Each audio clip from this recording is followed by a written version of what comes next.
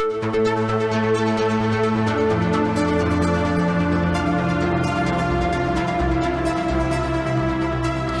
and welcome to the Sensibly Speaking podcast. This is Chris Shelton, your host, bringing another hour of podcasting greatness to you. And this week I am joined by ex-Scientologist, ex-Sea Org member, newly minted author, Mike Rinder. Mike, really on my channel, you really don't need any real introduction, but welcome to my show and my channel.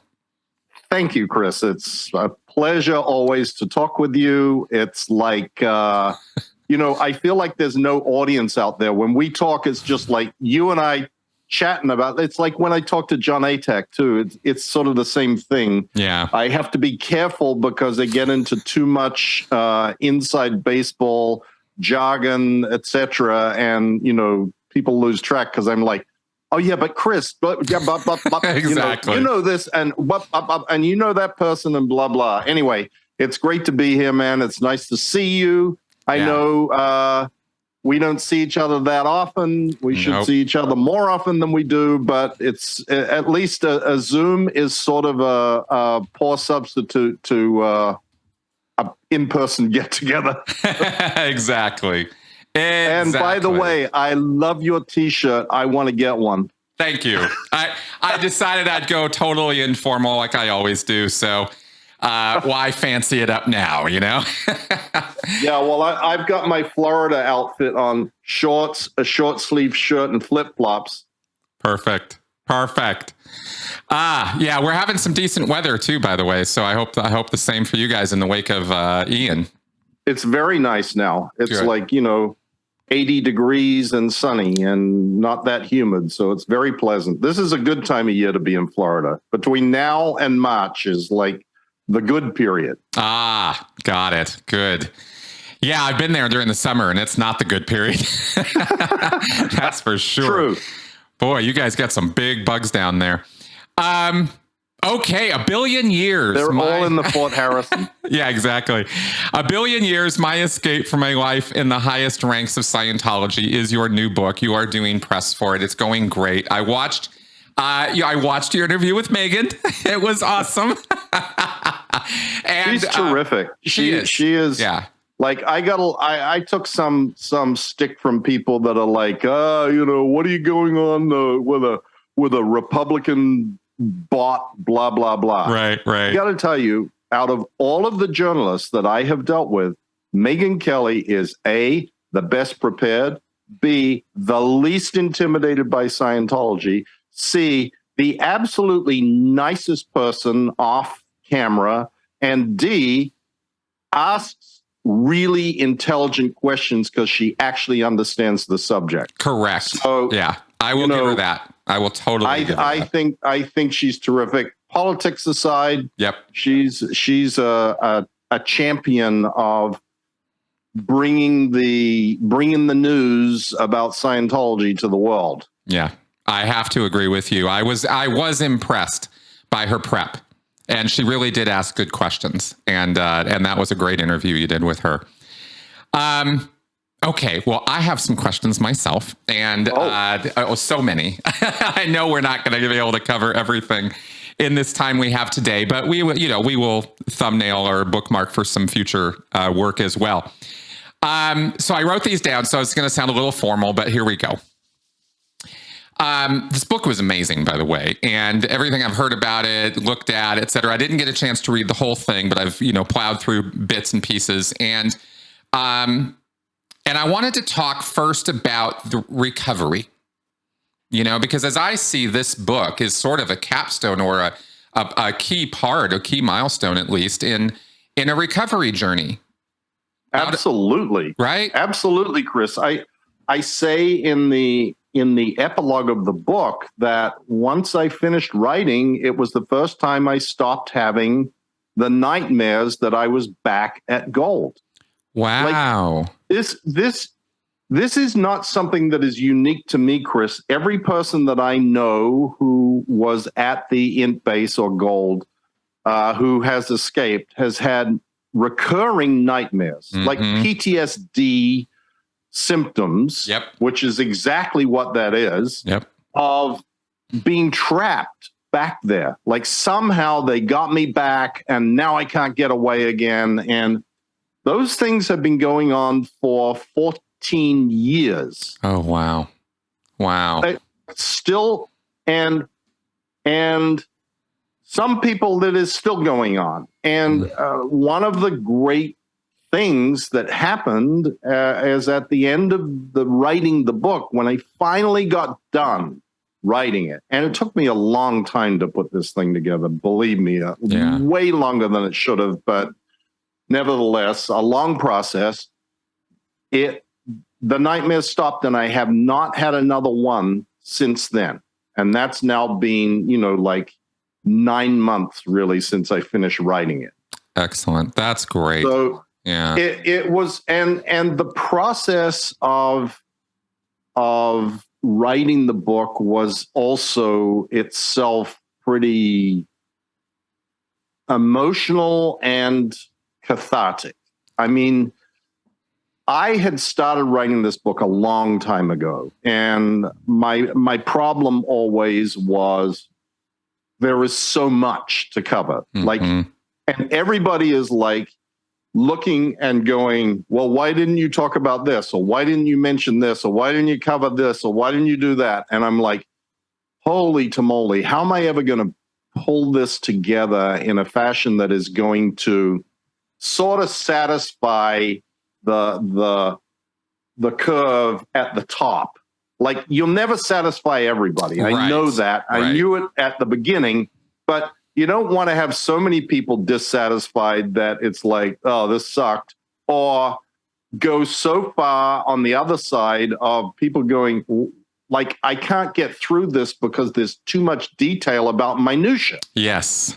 So I started by putting together a time track history of my life, and tried to get as much of the just factual skeleton in place, because the other thing that always I knew would happen is, as you know, Chris, Scientology has files on everything. Yes.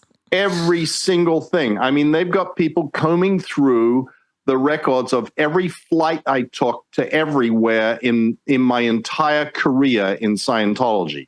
Every hotel I stayed at, every date I was here, every date I was there. Where was I? Where was Miscavige? Where was I? Where was Pat Broker?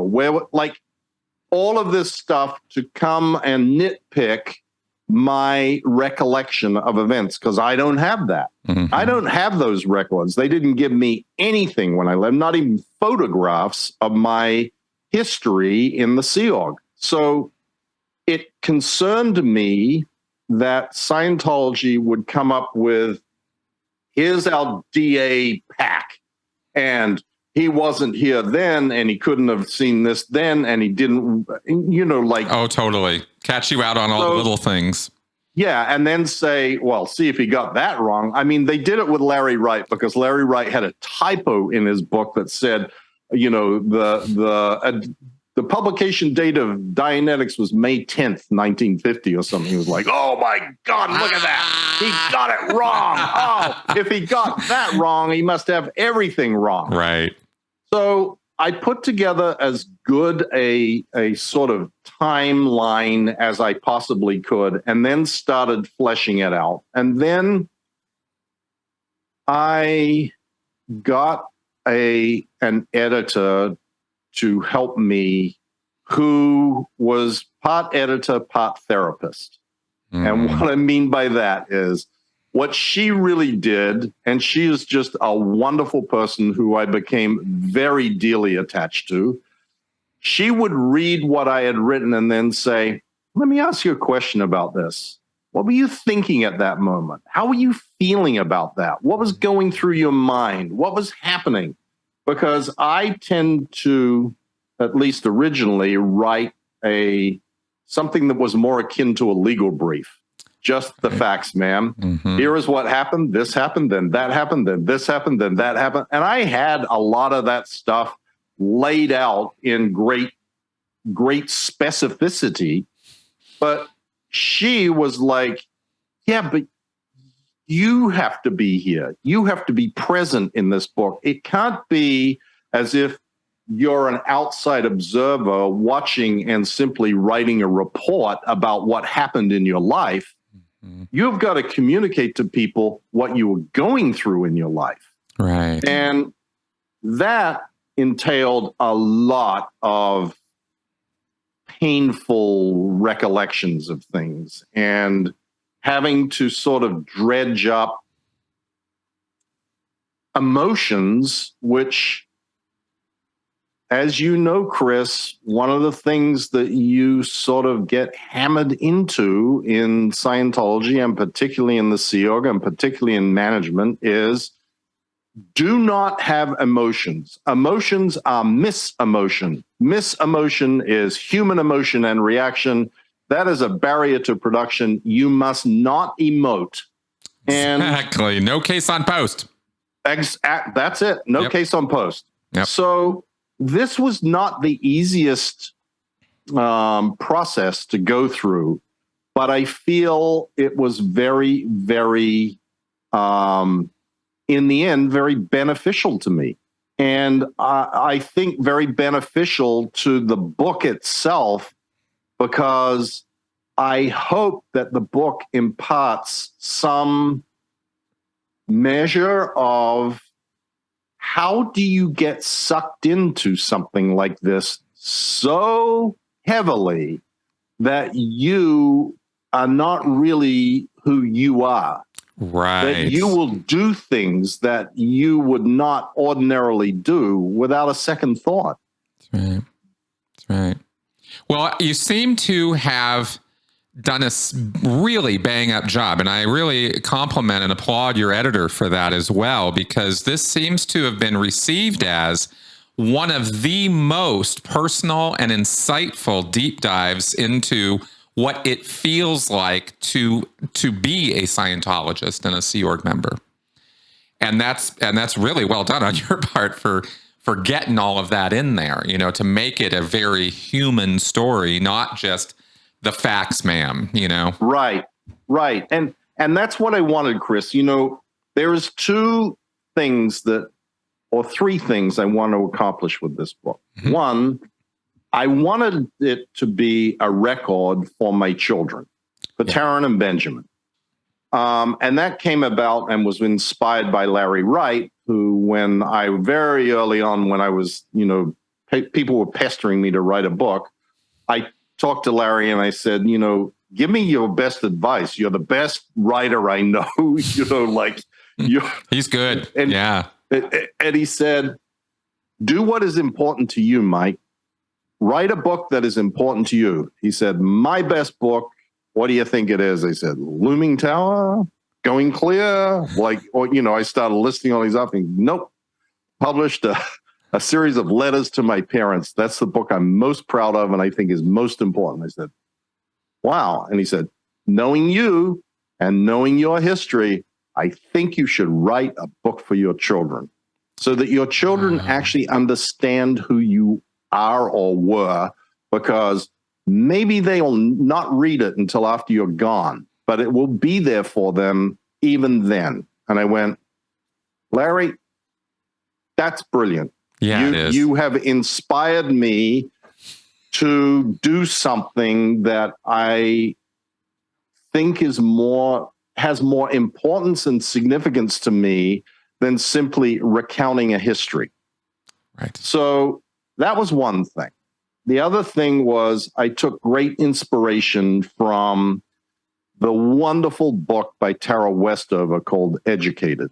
I'm not sure if you've read it, Chris. It is an amazing book about a woman who grows up in a very, very controlled cult life. I won't go into great details. It's been a bestseller for like 10 years, and people are inspired by it, even though they didn't grow up in the same sort of circumstances as she did, because she managed to overcome that. And the reference to Educated is she got herself to college and got a degree and became like the first person in her family for who knows how long to have actually had an education. I wanted this book to speak more broadly to people than just ex-Scientologists. Mm-hmm. I don't want the book just to be for ex-Scientologists. Most of them already know. But I want people to understand that your experiences can be seen in the experiences of others, and that may help you to understand what you're going through and how to see your way clear to resolving whatever problems that you have. And then I guess the third thing was I really want people to understand, and I start with a quote that right in the beginning of the book, that it's never too late to change your life.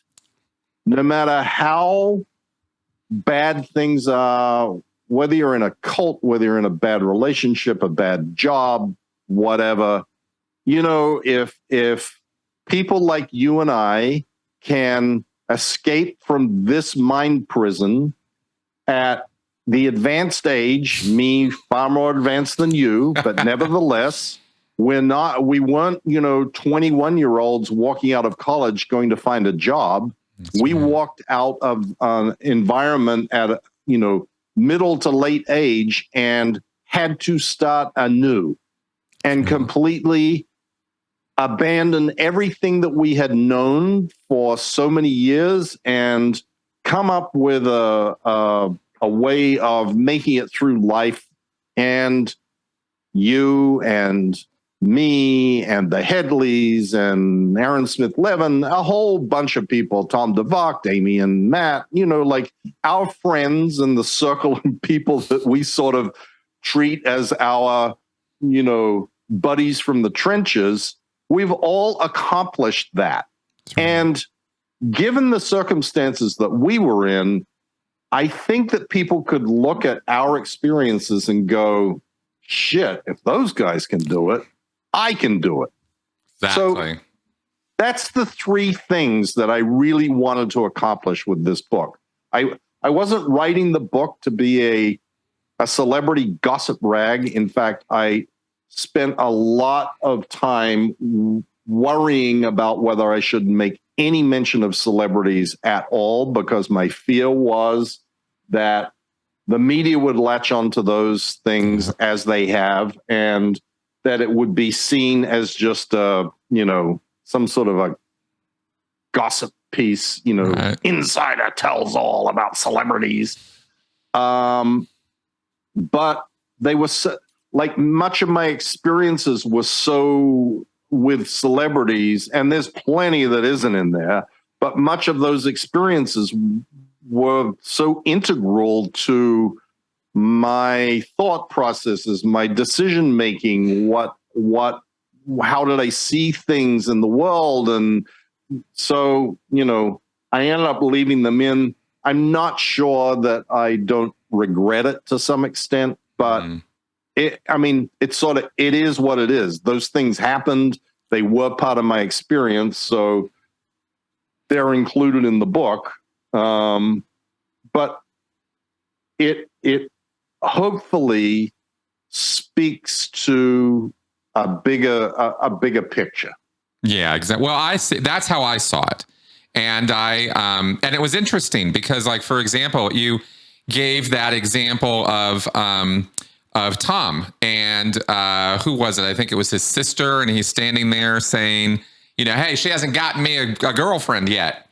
And yet this was, this is kind of part of your story, is that this is happening. And then Dave takes this and runs with it. And, and this is detailed in other places and obviously in the book. And so yeah, you have to talk about it to some degree. But, the part that hit home for me is when you described where your head was at when you were in London after the Sweeney affair. And you're like, you know what?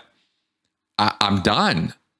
And you really described the reason that it hit me, of course, so hard is because you might as well have been describing my headspace. Right. When I was done, because we were at different levels. We rarely, I think once or twice I saw you when I was in the Sea Org. Right. off of the stage, right? And yet to have your thoughts and my thoughts, because I remember very clearly, just like you do, right, when I left. And where was I at? And it was the same place. And I almost fell out of my chair. It's like, wow, he nailed it. That's, and that's that commonality of experience, even though all the things that led up to that were different for you than they were for me. Yes. We had that same place. Well, I had totally forgotten, Chris, that I still had a copy of that letter that I had written. Right. My resignation letter, or my, I give up letter. Yeah. And, when I pulled that out and my editor read it, she was like, oh, wow. Yeah. Wow. That really kind of said it all. We have to include that in there. Yeah. Because there's a lot of things that I had written or had documents about that I put in and then was like, no, we just can't. We've got to keep this moving along. People, like, we can't get too lost in the weeds. I mean, there's so many weeds in my life that it's like absurd how many tangents I could have gone off in on various things that happened at various times. I've got a whole list of things that I didn't include in the book. And, I don't regret that they're not in the book, but there were some that were like, okay, this is really this is a moment, and it is very telling. That one little letter there tells an entire story. Yes. And, it's like 5 paragraphs, and it like, I'm done. I'm hopeless. I give up. There's nothing more for me here. I can't go on, so sayonara, I wish you well. Yeah. But that it sort of shocked me when I read it again in some ways, like how low I had sunk. You know what I mean, Chris? Like, just how pathetically, desperately hopeless I was. Yeah. Yeah. And meanwhile, I'm trying to stand in front of cameras and act like I'm the tough, Scientology's wonderful. Exactly. Meanwhile, you look like you just stepped out of Auschwitz. I mean, it was exactly looking like I just stepped out of Auschwitz. Yeah. I mean, I look back at that film and I'm like, damn, Mike. I mean, you were, sallow. It was like, it was bad. It was, you looked really unhealthy. And I was so used to it back then that I didn't see, I looked at it again recently and I was like, holy shit, because our views change over time. And that's, of course, a beautiful segue to the next thing I want to ask you about, which was from that time, right? You have that letter, you have that moment encapsulated, that little time capsule there. I kind of wish I had something like that because, of course, when I left, like you, I didn't leave with anything. I have some reports and my production record and life history. That's what I left with. I managed to get it out on a stick, but I was not even thinking with talking about Scientology, starting a channel. None of this was in our head. Farthest thing from your mind. Yeah, farthest thing, right? So looking at your time then, your headspace then, right? And all the years and all the things that have happened, because your journey out, you were connected with Marty. There was a little independent Scientology thing for a little while. Then there was the St. Pete Times, right? That's fantastic expose that you guys helped make happen. There was all the exposure. Leah comes out. We see the documentaries. All of this stuff you are very tightly involved in or connected with in some way. And what I'm wondering is, how do you see your journey, your recovery journey through all of that? How do you see yourself now versus then? Okay, great question, Chris. it was a process. And, Janice always says it's peeling the onion. And, that's a very, very apt analogy, because when I first got out, I wasn't willing to talk about anything. I didn't want to. I just wanted to live a life of peace. I describe in there, I was in touch with my mother, even though she was still a Scientologist, and we didn't talk Scientology, but, it was kind of good roads, fair roads, good weather, good roads, fair weather, whatever the thing is. Right. I can't remember now. Right. Thank God. Yeah, right. Isn't it nice when it starts fading? Yes, exactly. Exactly right. It is nice. That's what I said. Thank God. Yeah. And ultimately what happened was I was approached by Tom Tobin and Joe Childs, who had tracked down and were interviewing Marty, and Marty was telling them a whole bunch of stuff, and the only person that could verify much of what Marty was saying was me, and they reached out to me. Long story short, it's all covered. This sort of history is covered in the book. I wasn't willing to go on the record. I didn't want my mother to get upset, blah, blah, blah, blah. And then Scientology sent Monique Yingling to try and strong arm me with Bill Walsh and Tommy Davis and blah, blah, blah. And then I went, okay, I'm going on the record. But at that time, and for some years after 2000, I left in 2007. And in 2009, I was still considering myself very much a Scientologist, not a Sea Org member, not a supporter of David Miscavige or the organizational structure, but a Scientologist. And you mentioned the independent movement. There was these independent Scientologists, which is what I considered I was. I even married Marty and Mosey as the first minister of the Independent Church of Scientology. Oh, wow. I did not know that. Yeah. Scientology makes a big deal about this now. Like, this guy's a liar and he's a fake and he's a fraud and he's a blah, blah, blah. I mean, literally, you can go and register yourself as a minister and just say, what church are you affiliated with? The Independent Church of Scientology. And they go, okay.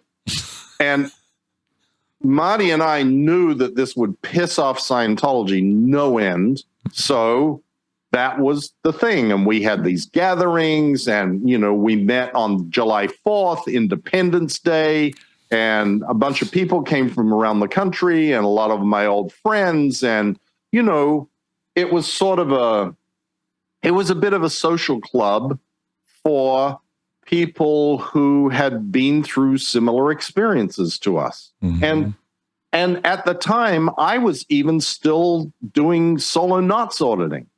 I was like auditing away. And, really? I didn't know you'd gotten that far. Okay. Yes. And, I, in fact, helped with Jim Logan create the check sheet for the independent solo knots auditor course. Wow. And for the uninitiated, solo knots is OT level 7. It's the step right below the top level that's available in Scientology. So it's pretty high up there. Right. Yeah. So, and I talk about this in the book too, the sort of thing that finally broke the Hubbard mesmerization was reading Russell Miller's Madman or Messiah. Oh, was that Barefaced Messiah? Barefaced Messiah. Barefaced Messiah. Yeah. Sorry. Madman or Messiah is Ben Corden's book. Right. It's Barefaced Messiah, which is a wonderfully detailed, researched, thorough dismantling of the myth of L. Ron Hubbard. Big time. Although, when I was in Scientology, I was led to believe that Russell Miller was just the evil incarnate who was just a hater and a this and a that. His biography in many ways is very even-handed. Mm-hmm. He gives a lot of credit to Hubbard for his charisma and his storytelling abilities and his abilities to charm people. Mm-hmm. And that made clear to me that from his early life, that was the persona of L. Ron Hubbard, a bullshitter, charming bullshitter. There's the perfect sort of 2-word description of L. Ron Hubbard, the charming bullshitter. There you go. And that his charming bullshit had continued through Dianetics and then Scientology. Yep. It became less charming as he sort of became, I believe, more convinced that his bullshit was true. Mm-hmm. Mm-hmm. Because, he did ultimately die in a ditch like Simone Bolivar, but still trying to get rid of his BTs. That's right. That's some dedication to the bullshit. That's like not a guy that's going, yeah, I pulled the wool over everybody's eyes. I made a shitload of money and I got away with it. Yep. That's a guy that pulled the wool over everybody's eyes, made a lot of money, and believed his own bullshit. Exactly. Pulled him over his own eyes. Exactly. So, yeah, I think the same thing. But that book sort of broke the spell. I went, oh my God, the stories, and I talk about what it was like being with Hubbard because I was with him both on the Apollo and then at La Quinta, training to be a watch messenger and, at his beck and call day and night, literally day and night, all through the night, some nights. He told stories about everything. Mm. And what happened was, as sort of time went on, his stories that he told, he no longer presented them as stories. He presented them as his experiences, or, like, I, was driving a race car on a planet, star Arcturus, and it was going at 3,700 miles an hour and blah, blah, blah, blah. What had been his science fiction now became his past life recollections. Yep. And his past life recollections then became the basis for a bunch of shit in Scientology. Like, a lot of it. That's right. And he never said, I'm making up fiction stories. He now started saying, this is my recollections from my incredible history, and my particular incredible history is how I come to know so much. Because I, unlike you normal people, have perfect recall of all of my past lives and experiences. So I am able to bring them all into the world today. And this is what Hubbard actually sold, and Scientologists still believe. Yeah. That Hubbard, through his track of experiential shit, knows the answers to everything, because he has already answered them before in previous lifetimes. He knows how computers can run a planet. So he's going to lay it all out, and it's Prince Chug and the blah, blah, and, all this crazy stuff, and present it as absolute truth. And Scientologists believe it.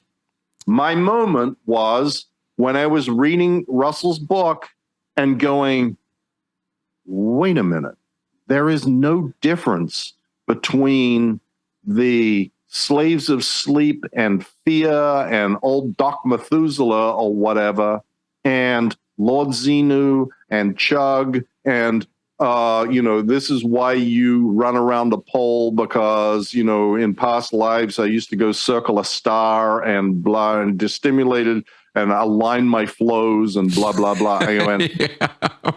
Wait, this is exactly the same. That's right. And so it just sort of went, oh, kaboom. And that took until like, I don't know, 2013 or 14, maybe. I don't remember exactly when that was, but it was sometime in that zone. So it took like 7 years. It took longer to get out of the Hubbard spell than it did to get out of the Scientology spell.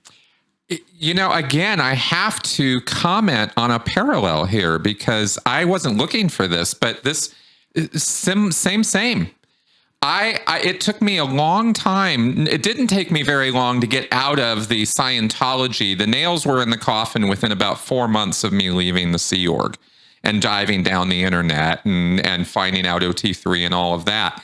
But for years, John Atack and I actually even got into a fight one time about this. Not a real serious one, but certainly a disagreement about whether Hubbard was actually a good guy or not, whether he actually had any good intentions or not. And it took me reading Madman or Messiah, as well as Barefaced Messiah, to dump all of those ideas. Because, and here's where I'm going to now do with you what I did with everybody I ever met in the Sea Org who knew L. Ron Hubbard, which is, what was he like? And you've said storyteller, charlatan, etc. What else? What was he like as a person? You were with him or around him or served him for literally years. I mean, I'm sure he was all over the place in terms of his moods. Oh, absolutely. But I describe him as larger than life. Mm-hmm. There's no question he was charismatic. Mm-hmm. When he walked into a room, everybody knew he was there. It wasn't like he could walk in and then suddenly, 10 minutes later, you'd notice him. Right. He walked in and instantly you knew someone had walked into the room who had a big presence. Yeah. And he was a large guy, He had a sense of humor. He was funny about stuff. He laughed pretty often. He wasn't all hellfire and brimstone. Mm. But on the other hand, he could be laughing 1 minute and then 5 seconds later fly into an absolute rage of screaming and throwing papers and just losing it over things that would really warrant that sort of reaction. Mm. Let me put it that way. Sure. I do believe that, unlike David Miscavige, he had some concern about helping other people. Mm. He really genuinely, and particularly his messengers, he used to go out of his way to send messages on their vacations and make sure that they had a great time, or throw little parties for them, or take them out to dinner or whatever. And you can, they sort of cynically look at it and go, well, yeah, because they were all good looking young girls, which is sort of the rap that he's had on this, but it never came across that way to me. And, you probably need to talk to the young girls and ask them about it rather than me, because I didn't have that experience. So he had redeeming qualities. Some. He was also a malignant narcissist. He also considered that every slight or every question or every raised eyebrow or dirty look was an absolute affront to his dignity, his genius, and his gifts to mankind. Pretty radically convinced that he is or was the savior of all mankind, and that anybody that didn't see it that way was an enemy of mankind. Yeah. And that's pretty crazy. Yeah. You know what I mean? Yeah. if you just take that as a statement, that's lunatic material. Yeah. Really. Yeah. But like I said, he was sort of a gregarious personality. Not like David Miscavige. David Miscavige is just a sociopath. He doesn't have any real redeeming qualities. He can be David Miscavige. Don't get me wrong. He can be charming when needed. Like if he goes to a movie premiere with Tom Cruise, he is Mr. Charm. Oh, it's so wonderful to see you. You're looking wonderful tonight. Oh, smiley, smiley, lovey-dovey with, directors and actors and whoever is around. And he will do the same thing even with public Scientologists on the free wins.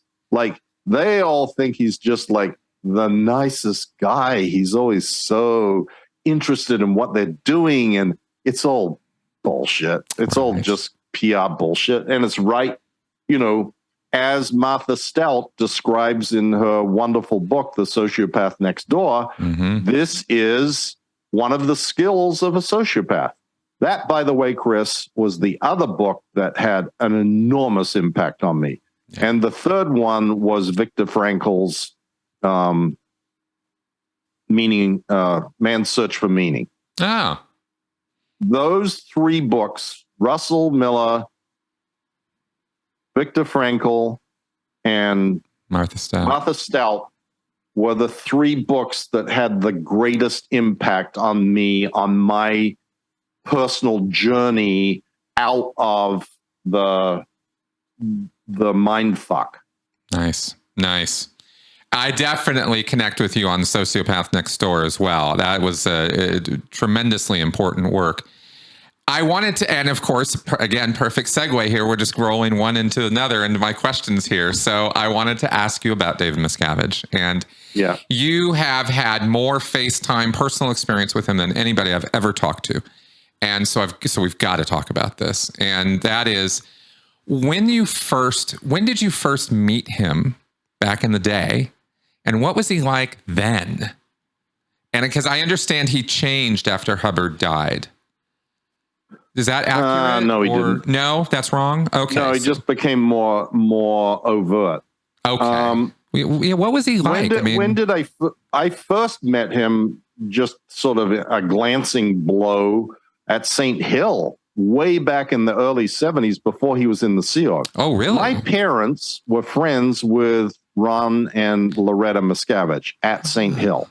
And in fact, David's twin sister did my integrity processing, which was required sec checking for me to go to the Apollo. Wow. Because she was an intern at the time. Okay.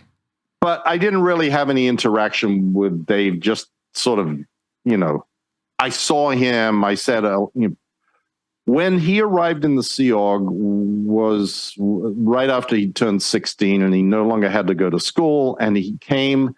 And at the time I was and I described this in the book, I was being the external comm aide. I was in charge of the communications between all Scientology organizations around the world and FLAG.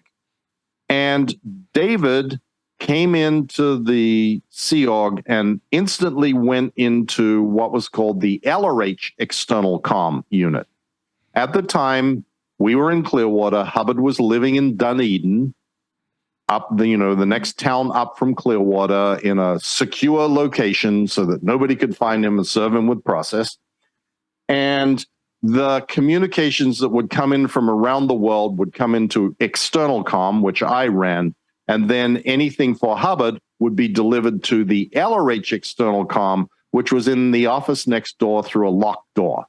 Okay. And those people were super secretive, and they snuck out and drove the stuff up to Hubbard in Dunedin without anybody noticing who they were or where they were going, blah, blah, blah, blah, blah. Miscavige used to come and open the door, and he was an asshole from the day he first arrived. Really? He was very confrontational and sort of full of himself. I'm in LRH external comm, you're not.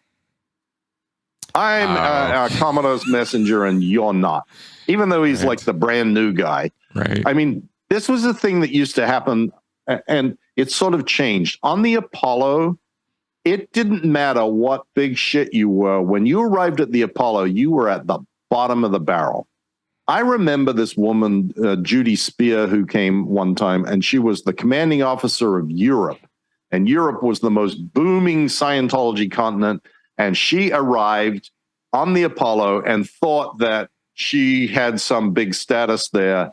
And she walked on and she got chewed up and spat out in like 3 days by the lowliest people in the Flag Bureau. You know, the telex operators and the admins and the people that worked in Treasury. Wouldn't even give her the time of day. But that changed when we got to Florida, and it became sort of a little different. And so right from the outset, he was like that. And then he fairly soon, Hubbard left and went to California, and then he went and moved to the ranch at La Quinta, where he started filming the films and did TR 0 to 4, the TR's film. The only film he ever did. Actually, the only film Hubbard ever actually directed and filmed. All of the other tech films he did not do. Really? Yes. That's interesting. That was the one with Dan Kuhn, Gary Armstrong, Laurel Watson, all of the people Marcus Swanson, all the people that have left. And in any event, that's just an aside. So Dave ended up going to La Quinta. He was a perfect candidate. A lot of the people who ended up in the Commodore's messenger org were second-generation Scientologists because they qualified. They never had taken drugs. They never, they had like a totally clean life history, so they could qualify to go be with Hubbard. So he went there and became a cameraman to begin with. All of the people in the Commodore's messenger org were in the Cine org because that's what Hubbard was doing. In some respects, he established himself at that point as, I think that Hubbard saw him as an up-and-comer and like a guy who would kind of do anything. He also got in a lot of trouble and ended up being assigned to the RPF or busted, and I'm not even sure if there was an RPF there. Anyway, he then became the action chief, CMO International. And as the action chief, he sort of had a kind of a unique role. For those who don't know, it's like the troubleshooter guy. Right. He's like the guy that you go to when everything's not working the way it's supposed to solve the problem and handle the situation. Yep. And he demonstrated competence at that because he is a very, very driven, focused, like no nonsense, no fucking around. We're going to get this done. You're going to get it done or die in the attempt. And if you don't die in the attempt, I'll kill you for failing. Yeah. And that was his attitude. And he became a trusted go-to guy for Hubbard and the CMO in general. But he also was, his bosses were also a little scared of him because, like I said in there, he was like he wasn't at the top of the Billboard chart, but he was certainly had a bullet by his name heading there. And when the whole mess with the Guardian's office happened, because he was the action chief, it sort of fell upon him to take the actions needed and fire an observation mission to the Guardian's office to find out what was going on because Hubbard was freaking out. And from there, he just became the guy. I detail all of this in the book because I was intimately involved in all of that because I was one of the people that went on that first observation mission. So he is very, very ruthless. And very, very has a one-track mind. What's good for Dave is the only track that he follows. Right. And he has sort of convinced those around him that what is good for Dave is good for Scientology, that Dave is the one that knows, that he was hand-selected by L. Ron Hubbard. And I talk about that at some length in the book, that is a story that is just as fictional as the Hubbard, willfully left his body to go continue his OT research. Right. It's the same order of magnitude of bullshit. It's a PR story that has been presented and made reality now. Dave was the hand-selected successor to L. Ron Hubbard. And as I say in the book, Chris, look, you can fault Hubbard for a lot of things, but not writing and talking enough is not one of them. I mean, right. He wrote and talked about every fucking thing that you can possibly imagine. And like, if he farted wrong, he would write an HCOB about it. If something was happening, he'd like gather it all up and do a Ron's journal. He was prolific in expressing his views and wishes to the Scientology world at all times in his life until he was about to causatively leave his body and die. Yep. He was going to go off to do his OT research, and he didn't record a Ron's journal saying, okay, Scientologists, it's time for me to move to Target 2. I'm moving on with my OT research, and I am leaving behind some very competent people who will take care of you and the world of Scientology in my absence. Pat and Annie Broker have been with me for the last 3 years, and blah, blah, blah, and they are appointed as the blah, blah, blah, blah. That doesn't exist. No. And there was not even a written thing exists. So that is such a good point. You are making such a good point right now, because it's this omitted. You don't see it. It's not there. So you don't even think about it. But of course he would have done that. Of course. If he had been causatively moving off to continue his OT research, this would have been the biggest fanfare. He would have announced this like a long time in advance. I mean, he announced OT8 like 20 years before it eventually came out. Right. He was always, I'm doing the next thing is coming. It's going to be the greatest thing. It's going to solve all the problems that I promised you the last thing would solve, that it really didn't. Yeah. So Miscavige stepped into that vacuum.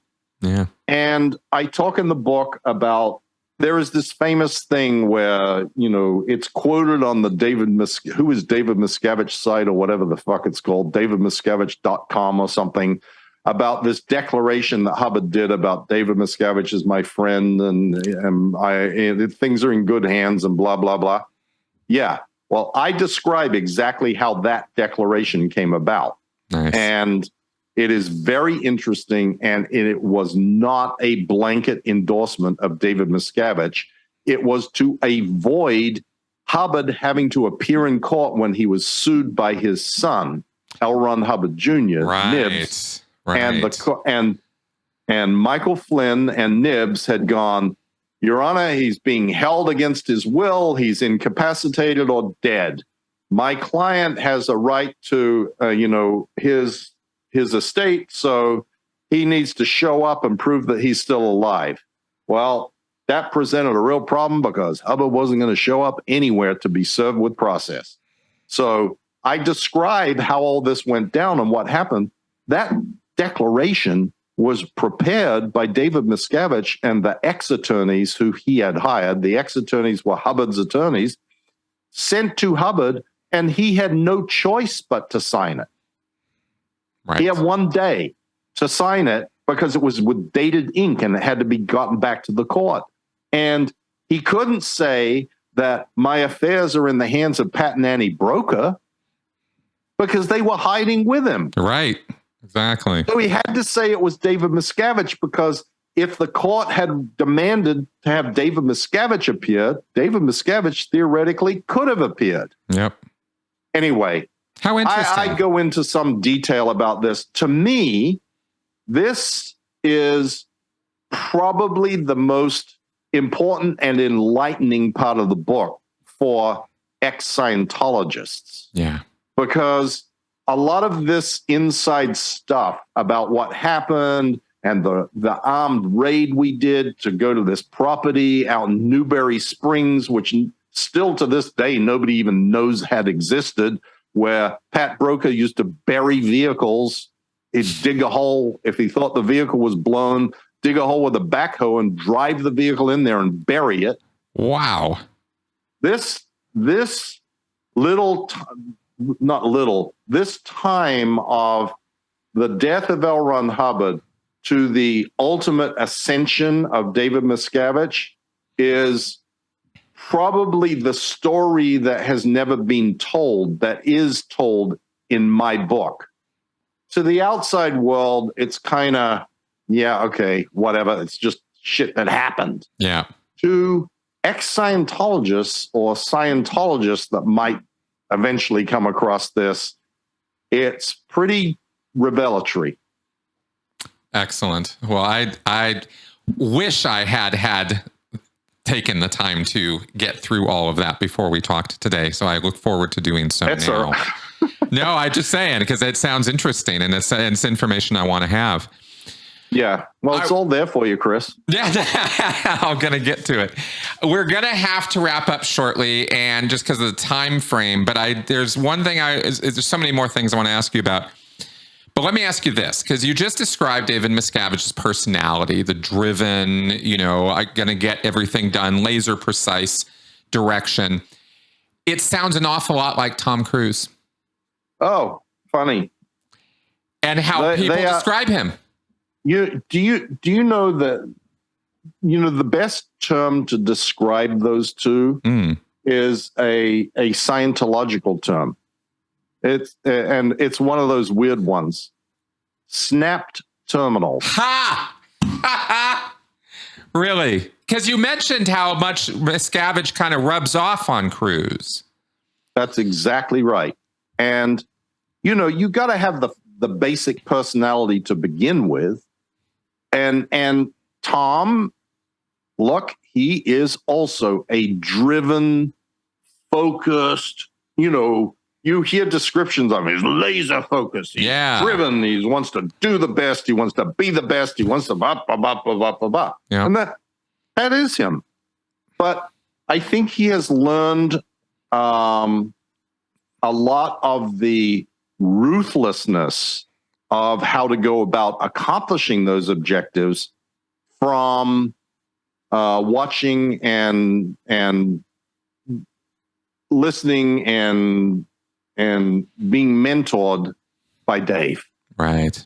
Because he believes that he and Dave are, and Dave believes that he and Tom are two big beings on a planet full of little beings.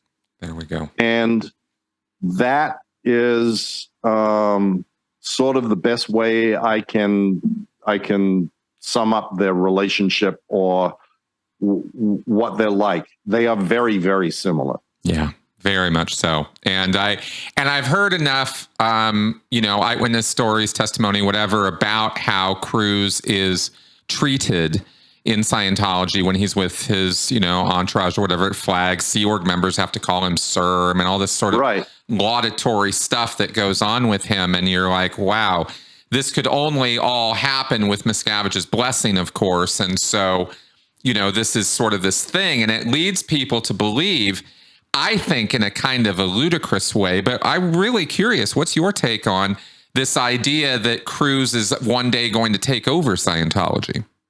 Oh, I don't think that'll happen. Me neither. But he is far more valuable as a celebrity than he is as an administrator trying to run Scientology. Exactly. That was my reasoning as well.